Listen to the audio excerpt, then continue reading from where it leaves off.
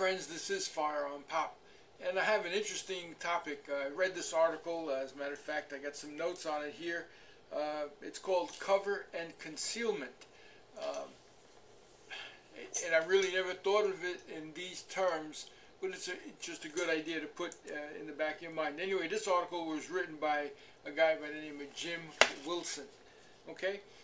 Well, he goes on in this article and he says, for every defensive shooter, there is a distinct difference between concealment and cover. Now, concealment is anything that will help you hide, but does not stop bullets. Okay, that's an important point. Concealment is something to help you hide, but not stop bullets. The examples quickly found that come to mind are bushes, shrubbery, and shadows. An alert citizen sees potential trouble while it's still a ways away, and might set behind concealment so that he or she is seen while observing the making a determination of the potential threat and whether to retreat or stand your ground. Okay. In many cases, you realize the threat is near and best move to exit the scene as quickly as possible. And you don't want to get involved in something if you don't have to, okay? And by using concealment effectively, you may get away with the threat without being seen and without the bad guys knowing exactly where you went. If they don't know where you are or where you went, it's pretty difficult to get an effective shot at you. Okay, good advice. Now, let's discuss cover. Now, covers, on the other hand, is anything that can be expected to stop bullets. Okay, you should be continually aware of the objects around you that can serve as cover. In fact, if you go about your life in an alert fashion, you realize that you are really ever far away from some effective cover. Now, once you observe an actual threat, your first thought should be to how do I get away from it, okay? If this proves impossible, you should move to the nearest cover and make use of it to get ready to fight, okay? Spotting potential cover should be a continuous part of being condition yellow and an integral part of condition orange and red. If you don't know what those are, look them up, because it's interesting to understand what those different conditions are. Anyway, the ability to quickly identify cover and make use of it greatly increases a person's ability to survive a deadly attack.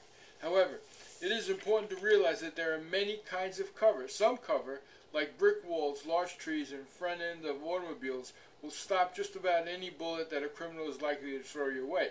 Other covers, such as furniture, interior walls, or large home appliances, may stop some bullets from weaker cartridges. It is critically important to know what the difference is. Upon being seen taking cover, the crooks will likely expect you to rise up over the top of your cover and return fire. This is an interesting point. This can be a real big mistake. It might make a whole lot more sense to go prone and lean out around the side of the cover when engaging your attackers. Have you practiced that lately? And I'll admit, before reading this article, I never did. We stand behind and pop our heads out of cover when we're practicing sometimes, and I see that in IDPA a lot. But do we go where it's unexpected for you to come out? Anyway, finally, you should survey your home, your workplace, and anywhere else that you spend time to determine the available concealment and cover. This is far better than waiting until guns start going off to try to find a safe place. When faced with a violent attack, it is important to stack the odds in your favor as much as you possibly can. Making use of effective concealment and cover is an effective way to accomplish that goal.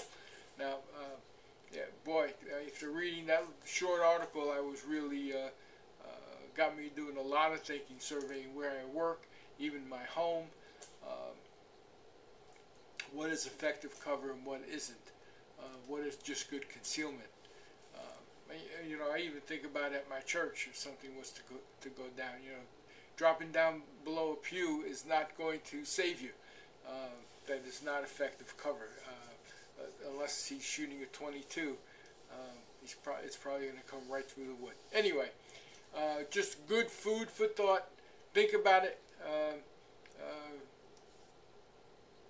Replay this video to get a better understanding of what all that I just threw at you, and And think about it. It may just save your life. Well, this is FirearmPop. Be safe out there, and God bless. Bye now.